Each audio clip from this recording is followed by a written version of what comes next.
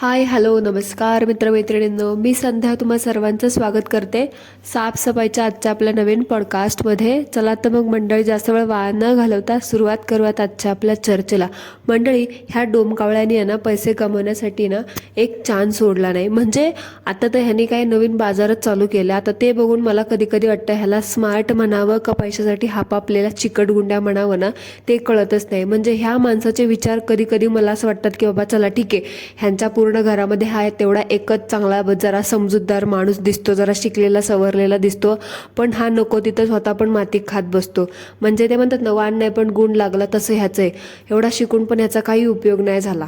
मला ह्याचे विचार फक्त पटण्यासारखी वाटतात कधी कधी, पण पटत मात्र नाहीत. म्हणजे हा स्वतः एक बाप आहे आणि ह्याच्या मुलीला शाळेत घालायचं की नाही हा सर्वस्वी प्रश्न ह्याचा आणि ह्याच्या बायकोचा आहे. पण हा तर बैल बाबा, मला तर कळतच नाही ह्याचा शिकून काय उपयोग आहे की नाही. MSW कसं केलं आणि तिने MCOM कसं केलं काय माहिती. म्हणजे MCOM करून त्या बाईने आहे ना फक्त तिच्या आईवडिलांचा पैसा आणि स्वतःचा वेळ फक्त वाया घालवलाय असं म्हणायला काही हरकत नाही. आता म्हणजे बघा, आता ती मुलगी त्यांची, ती त्या डोमकावळ्याची आणि त्या कोंबडीची मुलगी जवळपास 3 वर्षाची झाली आहे. कारण ती आईलाच माहित नाही की मुलगी 2.5 वर्षाची आहे का 3 वर्षाची. आई म्हणते 2.5 वर्षाची, बाप म्हणतो 3 वर्षाची. म्हणजे ह्या लोकांचं घरामध्ये एवढं सुद्धा लक्ष नाही, स्वतःच्या मुलीकडे एवढं लक्ष नाही की त्या मुलीचं नेमकं कुठलं वर्ष चाललंय हे ह्यांना कन्फर्म करायला लागते, 2.5 वर्षाची का 3 वर्षाची आहे. ठीक आहे, आता होत असतं म्हणे. पण आता ह्याच्यामध्ये ह्या लोकांचं हे कन्फ्युजन आहे की आता त्या 3 वर्षाच्या मुलीला ते बालक मंदिर, बालवाडी, अंगणवाडी जे काय असतं ना त्याच्यामध्ये नेऊन बसवायचे की नाही. आता ते काय जास्त वेळ नसतं, म्हणजे तासाभरासाठी असतं. तिथे जाऊन मुलांना बसवायचं, खाऊ वगैरे देतात, खेळवतात, 1 2 3 4 शिकवतात, काय 1 2 शिकवतात, क ख शिकवतात, रंग ABCD ओळख करून देतात, एकमेकांची ओळख होते, गाणी गुणी असं सगळं शिकवतात ना. एकंदरीत म्हणजे मुलांची भीती घालवण्यासाठी, मुलांसोबत इंटरॅक्शन करण्यासाठी, एकमेकांसोबत ओळख होण्यासाठी हे सगळं बालवाडीत वगैरे नेऊन बसवतात. पण ह्यांची फॅमिलीचं काहीतरी वेगळंच नाटक चाललेलं असतं. म्हणजे पुरचटलेल्या विचाराचं ते एवढंच आहे ना बाबा, हे बघून मला कधी कधी वाटतं ना, अशी पण मागासलेली लोक आपल्या समाजात आहेत. म्हणजे स्पेशली ह्या डोमकावळ्याची आई आणि ती कोंबडी तर बाबा मला कळतच नाही. म्हणजे त्या कोंबडीला ना कामचुकारपणाची नाहीतरी जन्मदात सवयच आहे. आणि आता तर तिने कामचुकारपणा करण्यासाठी त्या मुलीला ढाल बनवून ठेवले. आणि कमी जास्तीला ती आजी म्हणणारी, म्हणजे त्या डोमकावळ्याची आई, ती पण म्हणते ती मुलगी बसत नाही शाळेत. अरे तुम्ही तिला शाळेत नेऊन बसवलंच नाही, तोपर्यंत तुम्ही कसं काय म्हणू शकता ना तिला शाळेत बसवलंच नाही. थोड्या दिवसांनी तिला असंच घरात बसवून ठेवा आणि तुमच्यासारखी घर कोंबडी बनवून द्या, थोड्या दिवसांनी जे लग्न लावून. असं करताल तुम्ही काय? म्हणजे मला कळतच नाही. हे लोक डायरेक्ट म्हणतात त्या घरातील बायका की ती मुलगी बसणार नाही शाळेत, असं तसं.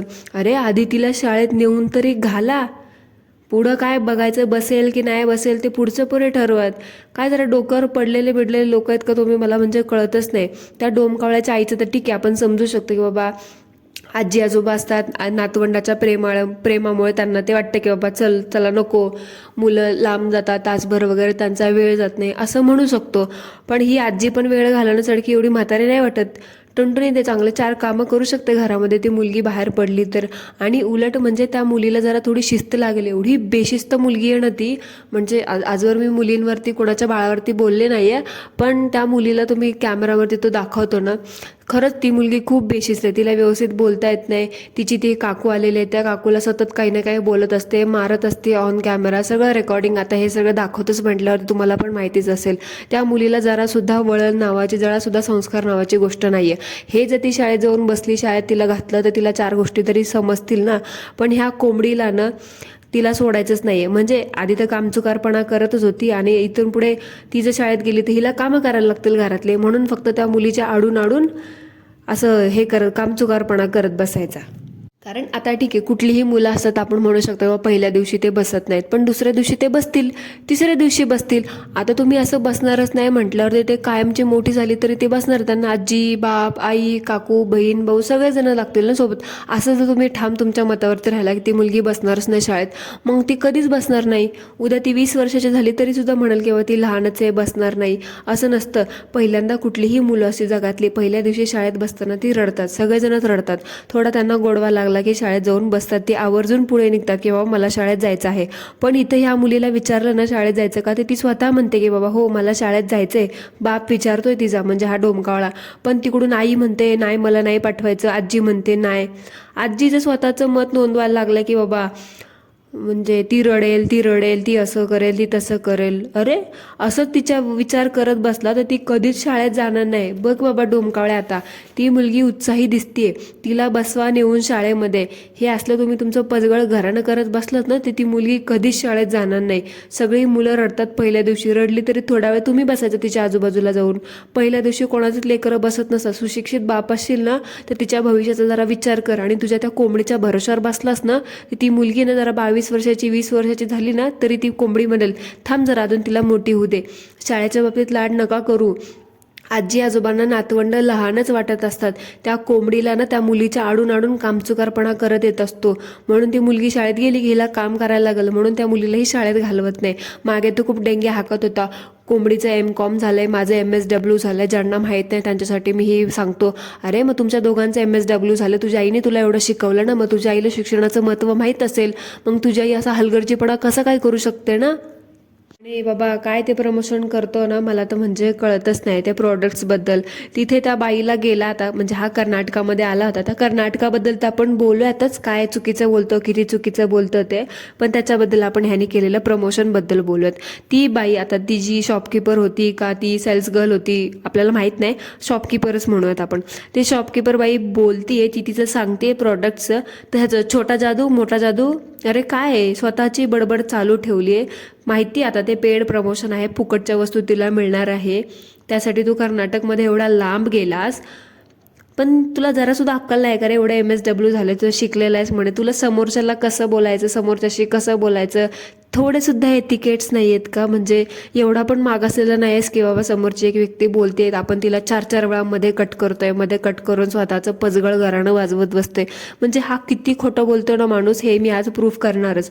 म्हणजे हा माणूस त्या प्रोडक्ट्सच्या दुकानाबाहेर काय बोलला की मी कित्येक वर्ष झालं हे प्रोडक्ट्स यूज करतो, मी ऑनलाईन घेत होतो, पण आता इकडे इकडे ह्या राज्यात आलोच आहे तर मग घेऊन जातो मी. ठीक आहे, तर त्यांनी त्या केसाच्या प्रॉडक्ट्सबद्दल बरंच दाखवलं, बोलला की बाबा असं आहे तसं आहे, फलाना ढिमकाना खूप छान आहे, आम्ही सगळे एवढे दिवस झालं यूज करतो, तेवढे दिवस झालं यूज करतो, हा छोटा जादू हा बडा जादू, हे असं ते तसं.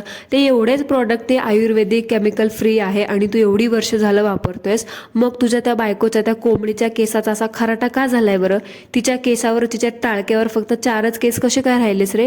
हां, एवढं तुझे प्रॉडक्ट्स आयुर्वेदिक आहे, एवढं तू पार महाराष्ट्रातून कर्नाटकामध्ये गेलास ना ते प्रॉडक्ट्स घ्यायला, तर मग सांगायचं ना की बाबा तुझ्या बायकोच्या डोक्यावर तेवढे 4च केस कसे काय राहिले.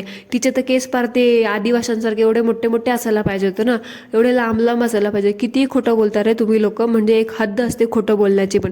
खोटं बोला पण रेटून बोला अशी तुमची गत आहे. तसं पण खोटारड्या, तू खरं बोलशील तर शपथ ना, आणि किती ते चुकीचं मराठी बोलशील रे. MSW का रात्रशाळेत जाऊन केलंस का रे तू. हां, टायटल देतो फालतूसारखे चुकीचे. कर्नाटक नसतं ते कर्नाटक असतं ते बावळटा. आत्ता तिथे बोललास पण इकडे कर्नाटकामध्ये येऊन बोलू नकोस. असं चुकीचं कर्नाडा बोललास ना ते इथले लोक धरून तुला चपलीने हाणतील आणि मग शिकवतील तुला की असं नाही असं बोलायचं असतं. ॲटलिस्ट कुठल्या इथं जाऊन बोलतोय ना आपण, कुठल्या राज्यात जाऊन बोलतोय तिथल्या भाषेचं ज्ञान ॲटलिस्ट अवगत करा. भाषेचं ज्ञान जरी अवगत नसेल ना होत तुम्हाला, तेवढी तुमची कपॅसिटी नसेल, ते ॲटलिस्ट त्या राज्याचा व्यवस्थित त्याला प्रोनाऊन्स काय करतात, त्याला कसं बोलतात हे तरी मेन शब्द बोला. आता मला सांगा, महाराष्ट्राला येऊन कुणीतरी मराठीत आपण महाराष्ट्र म्हणतो, महाराष्ट्रा महाराष्ट्रा महाराष्ट्र असं बोललं तर तुम्हाला किती राग येईल, आपल्याला किती राग येईल, बरोबर ना. मग कर्नाटकला कर्नाटका असं म्हणायचं, ते कर्नाटक असं नाही आहे. ते कर्नाटक हे अर्धवट शब्द आहे हा.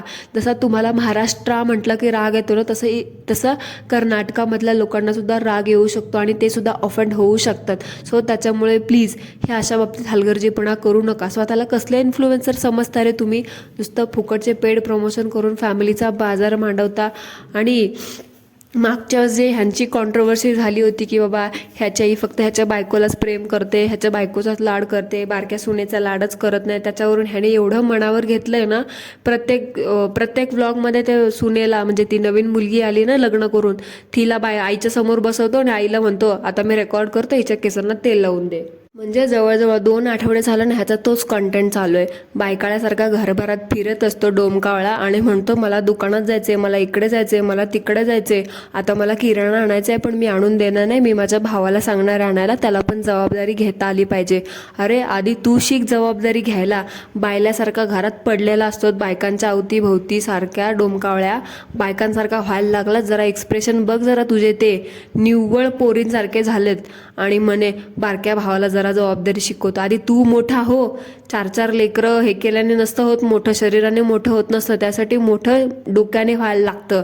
आणि स्वतः मूर्खासारखं वागतो आणि म्हणतो दुसऱ्याला. ते म्हणतात ना, आपल्या खाली कितीही अंधार असो आपण दुसऱ्यालाच बोट दाखवायला जातो, तसं तुझं येते.